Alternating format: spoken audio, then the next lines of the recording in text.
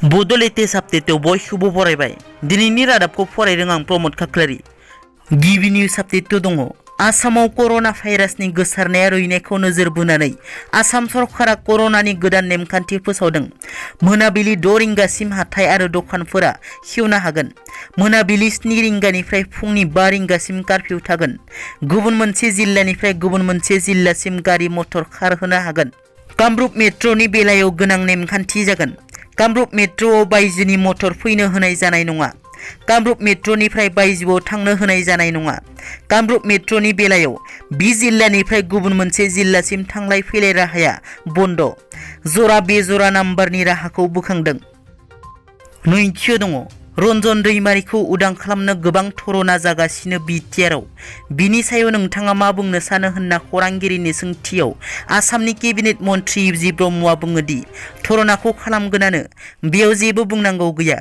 रन्जन दैमारिखौ उदां खालामनांगौनि जायफोरा धरना खालामदों बिसोर जा समाव थिक सानदों बेखौ खालामदों बेयाव आंहा बुंनांगौ गैया होनना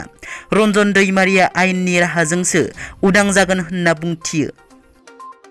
थामथियाव दङ बावैसो सान सिगां नेपाल हादराव जानाय इन्टारनेशनल एथलेटिक्स 100 आरो 200 मिटार खारनायाव मोननै सनानि मेडेल देरहानो हानाय कुन्जलता बर'आ बर'नि हाथरखिफोरा साक्सेस जानायनि उनाव गुबुन हारिनि सेंग्राफोरजों जुलि जानायनि सायाव बिबुंथि लाखियो कुन्जलता बर' बिथाङा सासे इन्टारनेशनल गेलेगिरि महरै इन्टारनेशनल गेलेगिरि बर' आइजोफोरा बर' मानसिजों जुलि जानांगौ होननानै बुंथियो बियो बर' हारिनि मोनसे गौरब होनना जोंनि बिटिआरआव बर' हौवासा गैया नामा मानो गुबुन हारिजों जुलि जानांगौ बेखौ आं गनायना लाया होननानै बुंथियो लोगोसे बक्सार अंकुसिता बर'आ गुबुन हारिनि सेंग्रा थामहिनबा गावनि कचजों जुलि जानायखौ दुखु फोरमायो बिथाङा बुङो दि अंकुसिता बर'नि गेमा बिराद मोजांमोन नाथाय हाबा जानायनि उनाव बिथांनि मुङानो गैया नङाबाथ' मालाबा अलिम्पिकआव मोननाय चान्स दंमोन होननानै कुन्जलता बर' बिथाङा खावलायो दि बर' आइजोफोरा गावनि हारिजोंनो जुलि जानांगौ होननानै ब्रैथियाव दङ चिरां जिल्लानि नांगलफुङायाव गिख्रंथाव दिङा जाब्रबथाय जालाङो सा 30 सुबुंनि जिउ रैखा जायो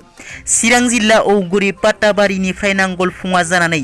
बङाइगाव जिल्ला फारसे थांबाय थानाय समाव गंसे दिङाया दै गेजेरावनो जाब्रबथाय जायो मिथिनो मोननाय बादिब्ला बे जाब्रबथायाव सा 30 सुबुङा जिउ रैखा मोननो हादोंब्लाबो गंगु बाइकनि गेजेराव गंनैया दैयाव गोदोलाङो